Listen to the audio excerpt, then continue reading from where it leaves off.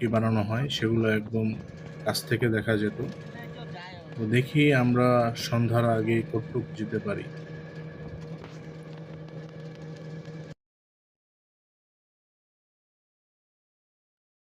যতই যাচ্ছি ততই এই সমুদ্র আর পাহাড়ের মায়ায় পড়ে যাচ্ছি। মনে হচ্ছে এই দৃশ্য কখনোই শেষ হবে না। চোখের ভিতর একদম আ এই দৃশ্য গেঁথে যাচ্ছে।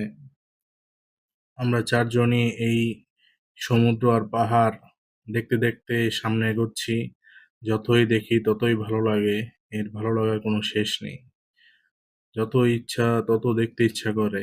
মনে হয় যে এই পথ যদি আর কোনোদিন শেষ না হতো।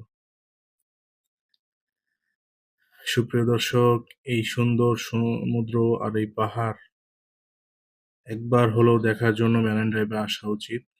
তো আপনারা সময় করে অবশ্যই মেরিন ড্রাইভে আসবেন এবং পুরো মেরিন ড্রাইভটা ঘোরার চেষ্টা করবেন একদম টেকনাফ পর্যন্ত।